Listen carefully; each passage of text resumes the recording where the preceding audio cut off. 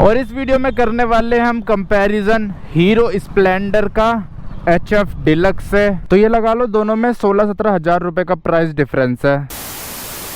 तो स्वागत है आप सभी का एक और नई वीडियो में। अभी टाइम शाम के 6 बजने वाले हैं और निकल चुका हूँ घर से मैं अपनी HF डिलक्स लेके। आज तो बहुत ही ज़्यादा दिनों बाद चला रहा हूँ इसे।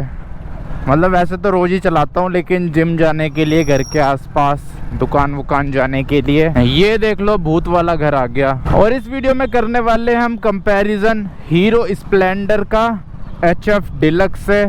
तो दोनों ही बाइक्स हीरो की तरफ से आती है और इन दोनों बाइक्स को कई साल हो गए, बहुत टाइम से ये बिके जा रही है। हीरो की वैसे तो और बाइक्स इतनी ज़्यादा बिकती नहीं है, लेकिन बस यही दो बाइक्स है जो सबसे ज़्यादा बिकती है। पहले नंबर पे तो स्प्लेंडर है और दूसरे नंबर पे अपनी HF डिलक्स। तो अब स्टार्ट करते हैं अपना कंपैरिजन वीडियो हीरो स्प्लेंडर और HF डिलक्स का। सबसे पहले बात करते हैं प्राइस की। जो HF डिलक्स है इसके बेस मॉडल का ऑन रोड प्राइस है 73,000। वहीं जो स्प्लेंडर प्लस है उसका जो बेस मॉडल है उसका प्राइस है 92,000। तो देख लो प्राइस में कितना ज़्यादा डिफरेंस है दोनों के। इंजन आपको इन दोनों में एकदम सेम मिलता है, लेकिन फिर भी प्राइस में बहुत ज़्यादा डिफरेंस है, क्योंकि स्प्लेंडर की डिमांड बहुत ज़्यादा है और HF डिलक्स की डिमांड कम है मार्केट में। तो ये लगा लो दोनों में 16-17 हज़ार रुपये का प्राइस डिफरेंस है। और इंजन जो इसमें आपको मिलता है वो मिलता है 97.2 सीसी का इंजन। ये देख लो। वैसे तो ये वाली बहुत ज़्यादा पुरानी बाइक है, आज से लगभग 12 साल पुरानी बाइक है ये, लेकिन आज भी बहुत ही ज़्यादा बढ़िया चलती है, कोई दिक्कत नहीं है चलाने में तो, और देखने में भी बढ़िया ही लगती है। और जिस टाइम ये आती थी ना उस टाइम इसमें दो मॉडल आते थे, एक बिना सेल्फ वाला और एक सेल्फ वाला। इसमें सेल्फ मिलता है आपको, तो जिसकी वजह से इसे आप सेल्फ से भी स्टार्ट कर सकते हो। देखो ऐसे न्यूट्रल करनी पड़ेगी पहले, ऐसे देख लो एक सेल्फ में स्टार्ट हो गई। तो इसीलिए बाइक तो चलाने में अभी भी एकदम बढ़िया ही है। वैसे इसके इंजन का काम हो रखा है 2-3 बार। और एक और चीज़, जो ये वाला इंजन है कार्बोरेटर इंजन है। अब तो सभी बाइक्स में वो आता है फ्यूल इंजेक्शन वाला इंजन। और दोनों में इंजन आपको सेम मिलता है स्प्लेंडर और HF डिलक्स में, इसलिए पावर का कोई डिफरेंस नहीं है। दोनों में मिलती है आपको 8.02 PS की पावर। दोनों ही बाइक्स आपको 4 स्पीड गियर बॉक्स के साथ मिलती है। और एक बार इसका वो दिखा देता हूँ आपको, इंस्ट्रूमेंट कंसोल।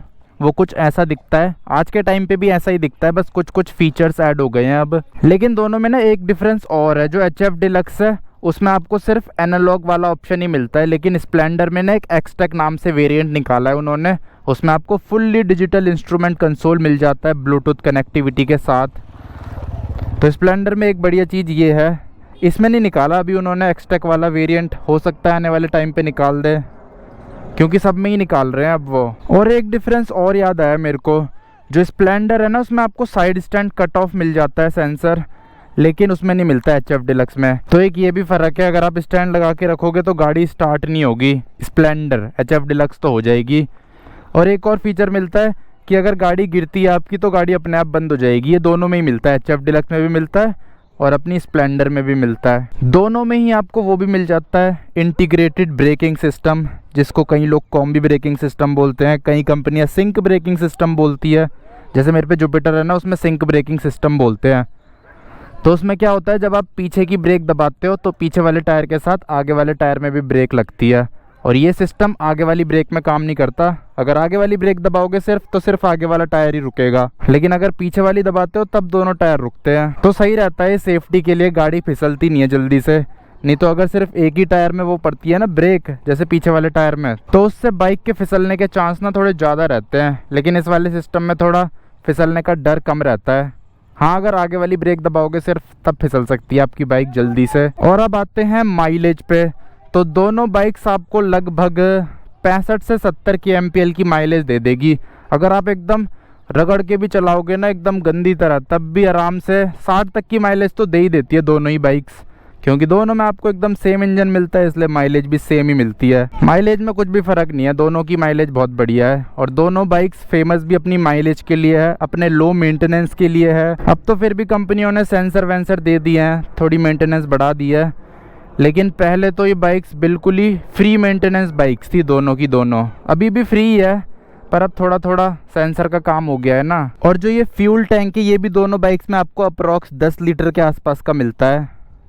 थोड़ा बहुत फ़र्क होगा 100-200 ml का, लेकिन इतना ज़्यादा फ़र्क नहीं है, 10 लीटर ही मान लो दोनों के फ्यूल टैंक को। अब जो मेन फ़र्क है ना दोनों बाइक्स में वो डायमेंशंस का है, height, width, length, saddle height, मतलब जो ये सीट हाइट होती है जिसमें हम बैठते हैं, इसका भी फ़र्क है दोनों बाइक्स में।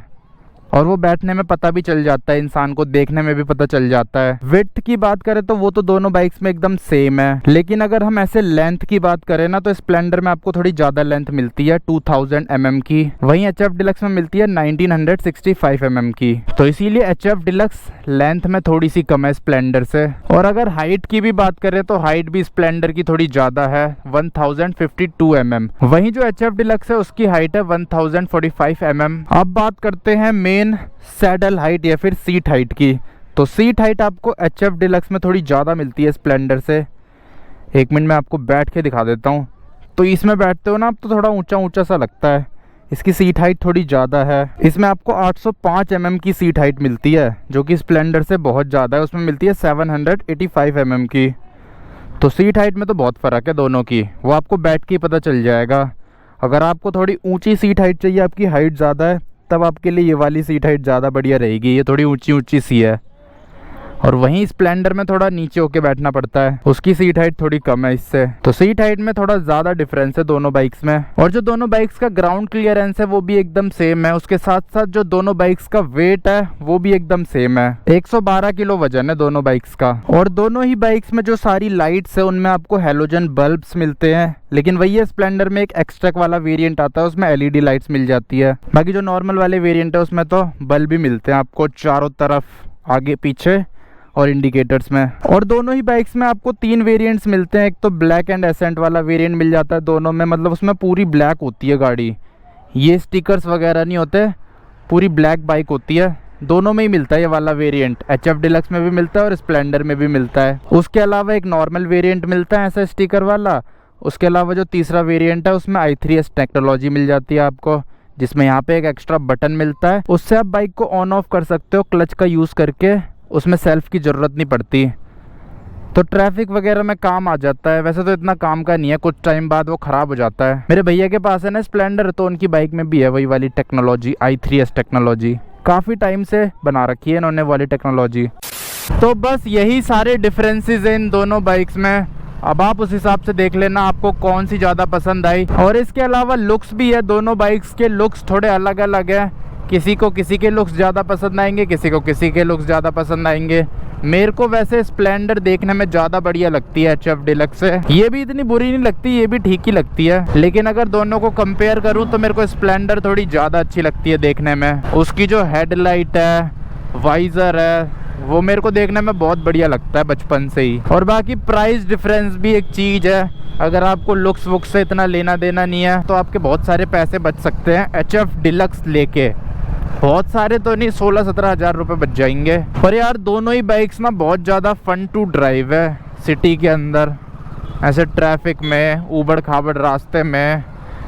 इन बाइक्स में कोई डर नहीं रहता कि कुछ टूट जाएगा, टूट भी जाएगा तो सस्ते में ठीक हो जाती है, क्योंकि इनके जो पार्ट्स हैं वो बहुत ज़्यादा सस्ते मिलते हैं मार्केट में।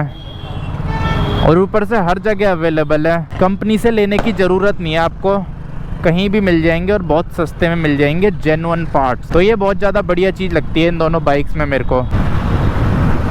इसे ज़्यादा तेज़ चला लो तो पूरी बॉडी में मसाज हो जाती है फ्री में। तो बस इसी के साथ इस वीडियो को यहीं पे ही एंड कर देते हैं। मिलता हूँ आपसे कल अगली वीडियो में। जय हिंद।